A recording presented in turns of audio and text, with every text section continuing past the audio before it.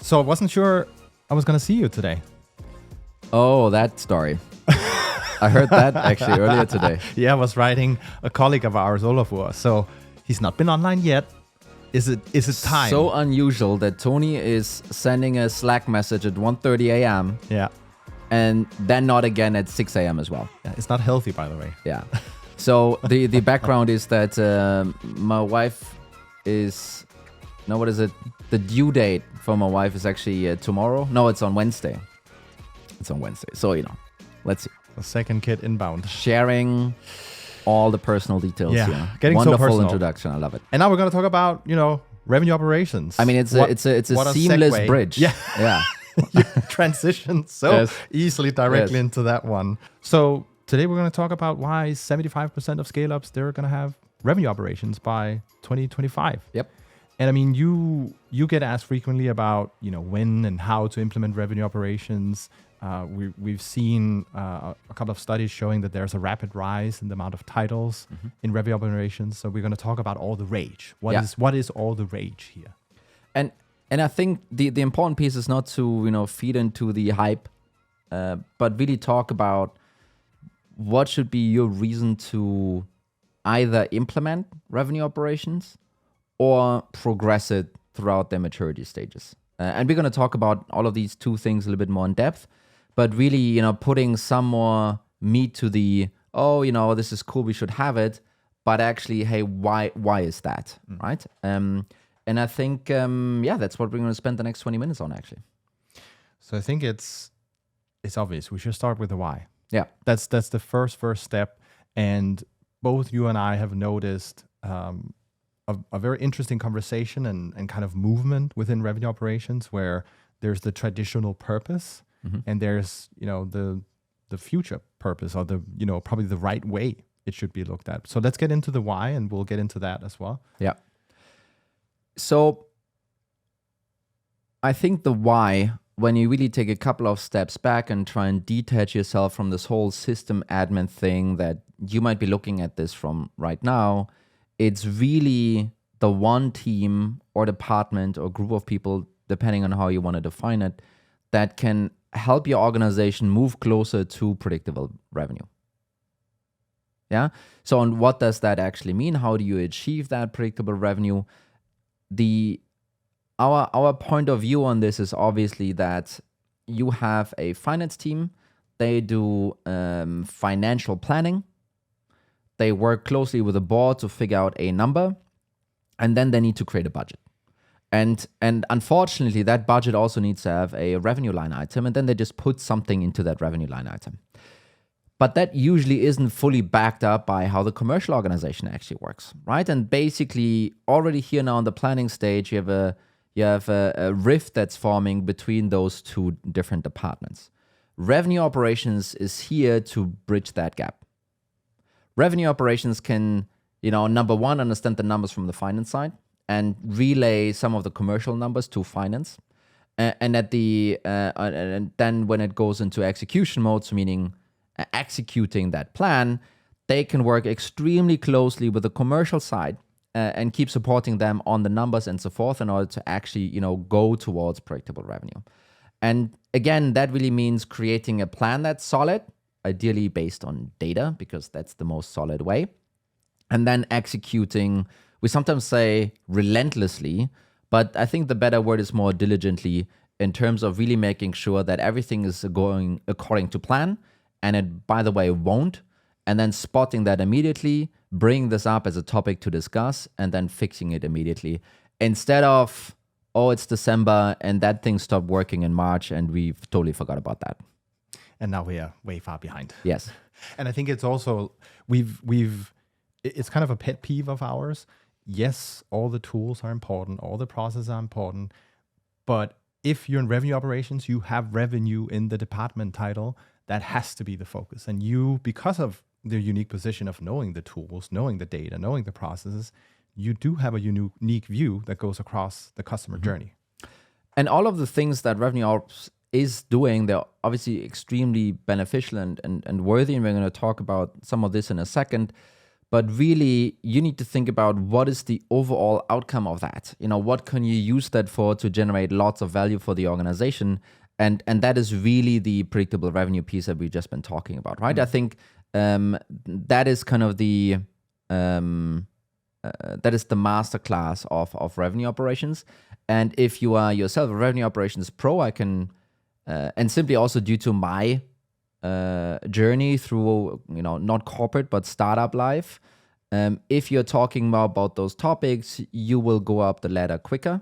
And if you have a revenue operations team, but that isn't giving you those outputs yet, that value, then you should probably be trying to get them there over time. So there's going to be different stages that a company goes through.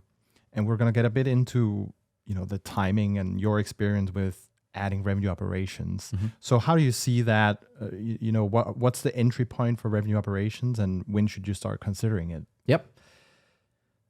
So I think revenue operations before you have product market fit doesn't make a bunch of sense. Why is that?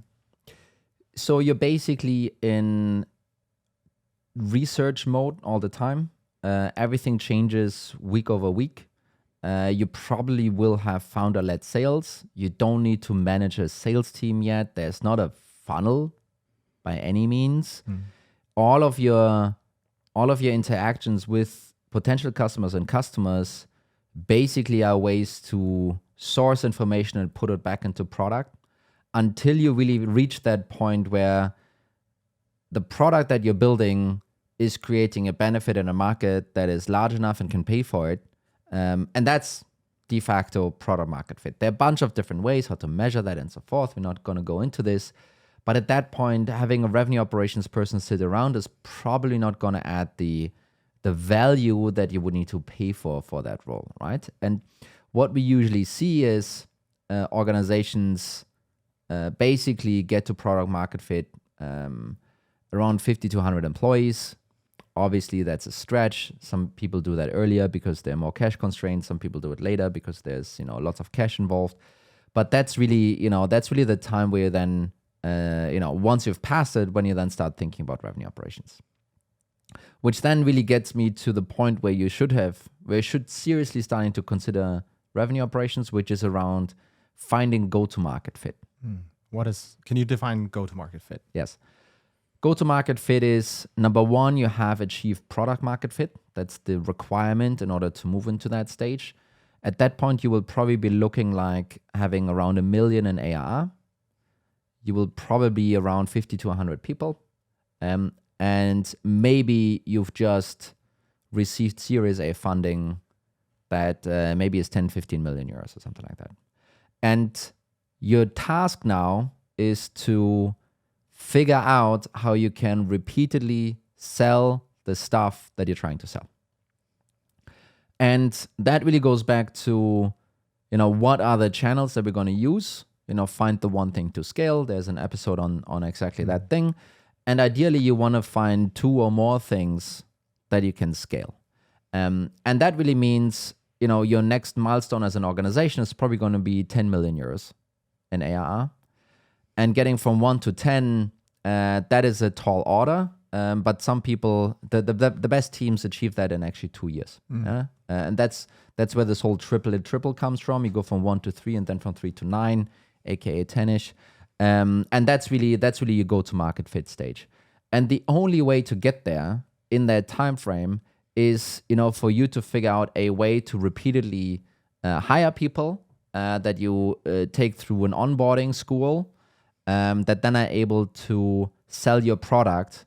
And that's not, that can't be the founder by definition anymore. And those people need to have enough leads and opportunities to work on in order to actually, create that, right?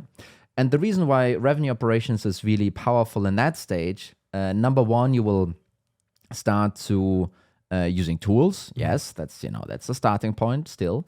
But number two, you will start to look at all of those different channels that you're building out. And you want to, go with a microscope and try and figure out, is this actually working? Are the things that we're hoping to scale, are they moving in that direction?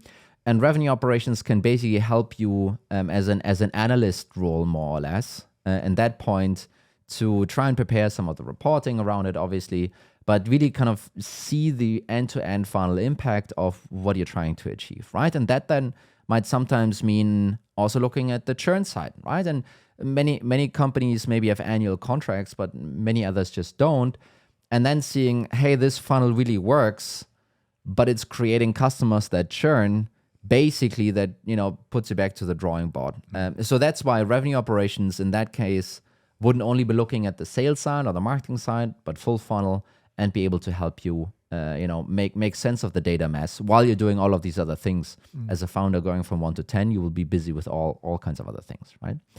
And that's really where revenue operations can help you here in the go-to-market fit stage and figure this out. So it sounds like there will be a lot of work still within, the tech tooling data process, because you're scaling teams, more sales reps, updating processes, all that stuff. But you're also kind of tapping into the revenue side, which is really key, right? Yes. So how does that switch when you go from towards the end of this stage? What does that look like for the team? Is the scale kind of shifting, or will it remain the same? I think once you cross into the 10 million plus stage, so in company maturity stages, we're now talking scale up. By the way, it's a really good FYI for everyone here. If you are not really at the point where you can pour money into your revenue engine and get money out, you are not considered a scale up. But really, scale up is the new term for a startup. And I feel people need to stop, conflating those two terms. There's a startup phase and then there's a scale up phase. And scale up really starts around 10 million ARR plus minus. You will usually, this is the time where you're talking Series B investment with those big guys, and they will usually give you, upwards of 20, 30 million euros in order to execute. And the question that they have is, how can we take those 30 million euros we just gave you, put it through your revenue machine, and ideally see, 30, 40, 50 million coming out of this in the next 2 years. Yeah. And in order to have that conversation, you will need to have completed the go-to-market stage to be able to say, well, based on what we've seen so far, those two channels work, we can scale them to a very large degree, and we basically kind of have a great way to process all the funds you just gave us. Yeah, that's really how a VC thinks about that. So why is revenue operations important for this? Well, now you're just playing with bigger chips right now, my friend. I remember you called it Legos. Yeah, yes. You just got 30 million Legos to play with, and you're not spending them one by one. You're spending them in blocks, right? In Millennium Falcon blocks. Yeah. And the thing here really is that at that point, what you're trying to make sure is that because you're going to be burning 1 million plus at this point, and that usually means even spending more because you do have revenues coming in, giving you additional cash. So you want to make sure that the money that you're spending on your revenue engine is spent in the right way and it doesn't go astray. And that's not really just a budgeting thing. This is also an efficiency thing. This is looking at everything, in total. And revenue operations will probably be the team that's being tasked with this, right? And if you don't have revenue operations in place here, then it's just a larger stakes, it's a bigger gamble on all the money that you're spending at that point. So really, I feel at 10 million, not having revenue operations in place, I think that might just be a risky move. Let's just say it like that.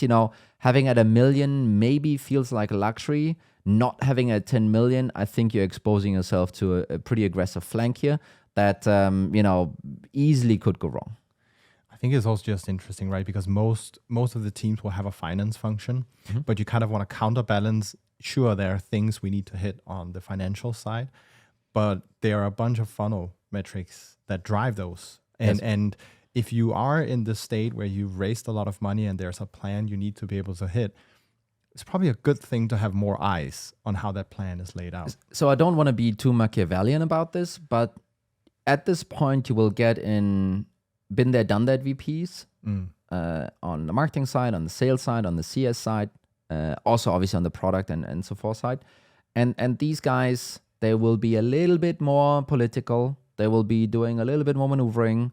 They want to make sure they don't get fired in the 12 months. There will be a bit higher stakes. and some of the blame will be shifted around a little bit. And you need someone that actually knows what's going on in order to help you tell the truth. And that person will not be your CFO in many, many cases, simply because the stuff on the commercial side is a little bit too intricate to expect from any financial organization to call this out. We had one example recently where there basically was MQLs to op conversion rate dropped by a lot. And, obviously sales got blamed for it. As it should be, honestly. No. And the reason here was like, well, sales is apparently not picking up those MQLs fast enough. So damn them. And then because obviously we were around and we could look into the funnel a bit differently. We basically dug into how the traffic changed over the last couple of months, and what we did see is that the really high value traffic, your direct and branded search and these kind of things, they tanked over summer. Basically demand basically was down. Marketing team still had their MQL targets and they were kind of solid. They were playing around a little bit with those definitions. Also, typical thing. But basically what happened is they saw demand tanking, which is a total, normal thing. And then, they basically pumped it up with paid social. And ran a demo request through paid social. And they got to the MQL number, they got to the demo request number. But obviously, the demo request you get through paid social, if you are like that aggressive about it, they will not have the same value as your other demand that comes direct or branded search. And basically, the reason for the MQL to op conversion rate dropping was really, was identified on the traffic side. And obviously the VP marketing in that session was fairly eager and quick to say like, hey, it's sales, without actually saying, hey, wait a minute, it was actually our fault. And if you go out of a meeting like this, having the wrong root cause analysis done, you basically set yourself up for missing a quarter there, right? Revenue operations will be helping you to uncover something like that. I think this is where it's powerful. It's not necessarily something you discover in a quarterly review, because if you're doing a monthly and you have the team set up for it, you'll catch it early on in order to actually counteract that, right? And so I totally get into the value here. And then really, once you're past that, and this is like a fluffy thing now, we sometimes call it late scale. I think what happens more and more at that point is that you will, or your executive team will be looking at what's called inorganic growth, basically buying other companies. That's the fancy term for that. You buy other companies, M&A, mergers and acquisitions, all the startup people get to play investment banking. And what you then do here is you buy a company that usually isn't performing in a stellar way. Something is wrong with them. Maybe they're a great product, but they're not growing. So you can buy them rather cheaply. And what you really want to make sure in those transactions is, so what exactly is wrong with the revenue engine? Because I can tell you that the selling CEO will not tell you what exactly is wrong, and sometimes simply because he or she just doesn't know it, right? And I think it's a mistake to only deploy your finance team to run the deal, because that's usually how this works out, obviously. You should, for your commercial due diligence, instead of just checking customer contracts and, these kind of things that are happening there, you should actually deploy your revenue operations team or parts of that to figure out, how does the engine look like? What's wrong with it? What's right with it? How is it going to integrate to our engine? Sure, there's some tooling questions around that as well, but much more, how does the buyer journey look? How can we cross-pollinate those different pipelines? How can we cross-sell and upsell? And what can we maybe add to this revenue engine to take away the flaws that maybe have been keeping them from growing previously? And I'm sorry, someone in finance will not figure this out for you. I mean, you've been involved in a couple of M&As. Yep. So this has been the process you've pretty much followed. Yeah. And so whenever I was part of, and, I've been part of the, in investment banking, it's called the buy side. Very cool. Yeah. And I've also been part of the sell side. So the sell side for us was basically an exit. one's decision, and then for the other company to zero. And the buy side, we bought a couple of smaller players in the social media space, right? And basically, my job then was really to try and figure out, hey, what's, tell me what's the process? How does someone land at your website and then churns, and then backing this up by data, trying to figure out what's right and what's wrong. And sometimes came to the conclusion none of this is really actually working here. So really, we, quote unquote, only going to buy the customer base and the tech, and that's it. In some other cases, they were like, hey, this could be a cool addition to our revenue engine, and basically kind of building it there, right? And one of the things that was really powerful, I think, was we did an acquisition in India, in Bangalore, and basically a couple of really fantastic people there that can help us across many different commercial functions. It's not an offshoring kind of topic. It's really about figuring out how they can actually help supplement our revenue engine through a couple of things, right? And maybe that's another episode at some other time. But we found some really cool ways of how to use that talent to keep building our international presence. So why is at this stage, why is M&A actually something you start to consider? Well, you are being asked to double and triple, and that gets harder and harder. And so there are a couple of, stepping back here a little bit. So there are a couple of reasons. Number one, if it's a head-on competitor, it's really cool to take a piece of the chessboard. It's very helpful. Helps the whole market to increase conversion rates, and so forth. Another thing is if the product is adjacent, you basically make it a strategic product acquisition, right? Instead of trying to develop it yourself, you kind of get this in. This is obviously tricky for many reasons, but none of them I really fully understand because I'm not a product guy. And then the last reason usually is a different segment or market that you want to grow into, right? Hey, the US, we're weak there. This player is great. Let's buy them to have that as our entry ticket to the US or enterprise and so forth. And then obviously, and this is at the end of the day what drives the deal value and the greed is, oh wow, in one fell swoop, we just grew 5 million euros. And then it's like, okay, yeah, we need to do this deal now because, we missed Q2, Q3 isn't looking great. We just need to figure out how to melt those numbers into our organic growth and make it look better. But that's usually then the reason why to go forward with this. That was kind of all the stages. Yeah. So those are really, do we have time? You have time. So those are really the reasons, why and when to add revenue operations. And some of you might already have revenue operations present right now in your organization. And maybe you're wondering if you're still listening. It's like, okay, that was boring. I knew all of that. But maybe you're wondering, how can you get more out of that revenue operations team? Yeah?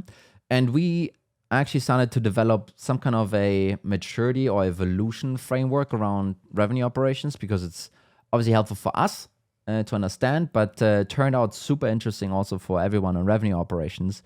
And really the steps are pretty simple and straightforward and just kind of talking through this. It starts with system administration. And, very people, really want to hear it and everyone wants to get out of it. And no, we're not just system admins and totally get it. But that's usually how it starts. That's also usually how your career as a RevOps person starts. It's, either, someone needs to own Salesforce or, someone else now needs to own Salesforce. Yeah? So this is usually how it starts. That's how you grow into this thing. And basically that's a great filter for more technical, logical, analytical people because other people just wouldn't go down that track because of that, I think, right? But really then the next stage is, and that goes sometimes hand in hand also with your company evolution, you need someone doing a little bit of sales operations. Yeah? And this is really departmentalized operations, but in that case, usually it's sales operations where it starts. And typical tasks are commission calculation, ad hoc reporting, and, some other recurring non-awesome stuff, usually helping the VP of sales to make sure that he or she is managing the people in the right way. There might be performance management in there, etc. And really the point now where we only start talking about revenue operations is when you move from single department operations to full funnel operations. Some people call it go-to-market operations. More and more people call it revenue operations.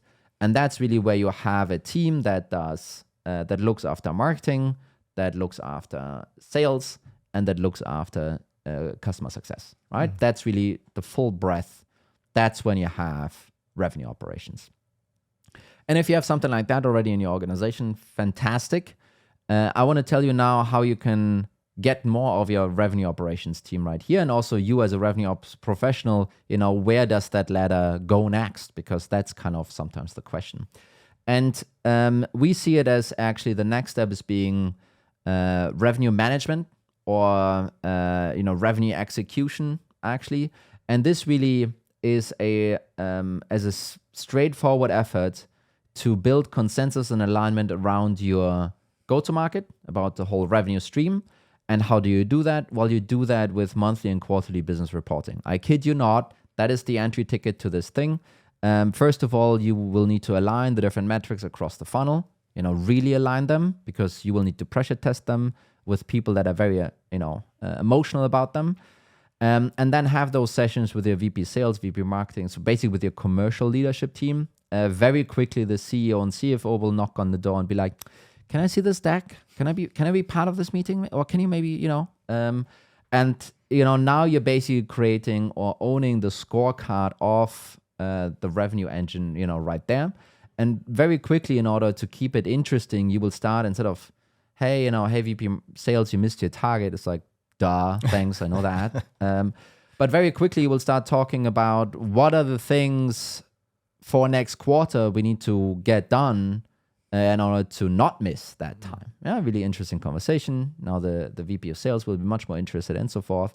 And this is now kind of the next evolution step. So once you are starting to talk a little bit about the future, be proactive, be forward-looking, and so forth, very quickly someone will ask you, what about the next 6 months? What about the next year? Hey, Mikkel, we have planning coming up. We want to hit for this revenue number with this amount of cash we have. What do you think about it? And suddenly, and this is, the next step, really you go into revenue planning. What are the things that need to happen on the commercial side for next year in order to hit that number? You might actually end up in a situation where you help the VP of sales to negotiate the target up or down, or, the CAC that he is available to hit that target up or down, which is a very, very central position in an organization. So I can really recommend trying to own some of that. And then, basically being the go-to person for a CFO, CEO, sometimes even the board, to be like, what are we gonna be able to do this, Mikkel, right? And once you're talking to those people, your title just can't be a revenue operations manager anymore. Yeah, it's a marketing thing. You need proper seniority. Yeah, you need to level match and stuff. So now you're at revenue planning. And I think maybe, and this is the last point here, I think, where do you go from there, right? You're VP of revenue operations. We just heard this term tripled or something like that in the last year. So where do you go from there? I think the jump to COO is pretty straightforward. A lot of people have done that. I think much better jump to CRO, Chief Revenue Officer. You go from VP of Revenue Operations to Chief Revenue Officer. I've done something like that. And I actually think that going from RevOps to CRO is a much better jump than going from VP sales to CRO. And maybe I'll pause for a second and let you talk, Mikkel. Yeah, because it basically means you understand the entire funnel, how it works, how it performs. And I think what I challenge you a bit on is, while you've worked in revenue operations, just managing that team, all of a sudden you will need to manage an entirely different department. And that's quite a leap to take as a professional. I'm actually curious, because you've taken that leap.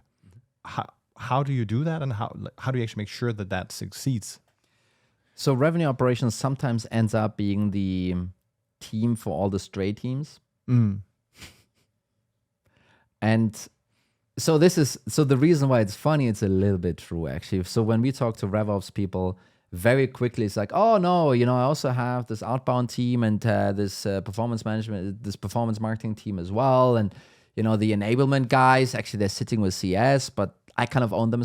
So it's usually when you get to that level, you're being trusted with some of the problem children that are hanging in organizations. Yeah. And that's, I think, where you will start honing some of your leadership skills and where you're starting to manage more than your 5 to 10. And this is a lot, 10 people, revenue operations, a lot, kind of teams. And basically, in my case, I was put in charge of outbound because at that point, no one believed in that. Then you and I, Mikkel, performance marketing one of the stray children started to work together a little bit, and the rationale was here. Well, where do we want to invest the next dollar of CAC? Is it outbound? Is it inbound? Right? Great conversations we had over the years there, Mikkel. And then really, because I was also through revenue operations in charge of setting quotas for the sales reps and all of that stuff. Work extremely closely with the account executive team already together and the VP of sales there. So that step was kind of natural. And then the last piece that was kind of missing was CS actually in this.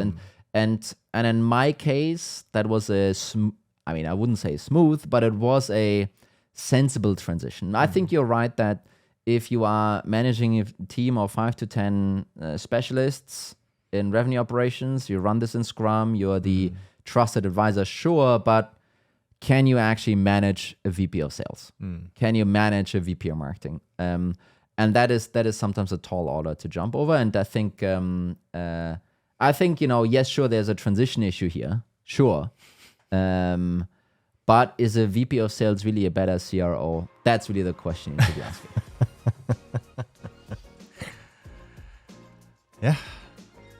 I feel like that's an entirely different episode. Yeah, right, Tony? Probably. But I've been doing a lot of talking here today, I think. But I hope it was still entertaining and not too monologue-y. I just try and push the button you have and then get out of the way. Yeah. Duck. That works really well with me. In another episode, I think I went on a pricing tangent just like that. Yeah. And this time we're talking about something else. It always comes with a risk. I'm really sometimes impressed how you manage me, Mikkel. Yeah. Thank you so much. Managing upwards. So yeah. I don't know. I think that's what it is. But Tony, I hope you're going to get a lot of in-mails or emails about this evolution of revenue operations. Maybe we need to turn it into something a bit more, you can sit and read on your own time, figure out where you are, how you develop. Yeah, maybe there's a growth letter thing. Yeah, we could be. And if you're not on the growth letter, By the way, if you're listening to this podcast, maybe you also want to sign up for the growth letter. You will find it. Where do you find it actually? Well, you find it on our website, of course. Yeah. And otherwise on almost all of my LinkedIn posts. Yeah. And it's not a newsletter. It's not a newsletter. You are actually writing the email, pretty much. It's true. Yes. And you are responding to the. So the cool thing is, the email comes from me, and I write it. I do get a little bit of help, honestly. But if you reply, I'll be also sitting there, and I'll be replying back. So I had a couple of really fun conversations already with many of you folks out there. Happy to continue that. And if you want to have advice on how to grow from VP of Revenue Ops to CRO, chat me up. Yeah. Thanks so much, Tony. Wonderful, Mikkel. And thanks to you, dear listener. Bye.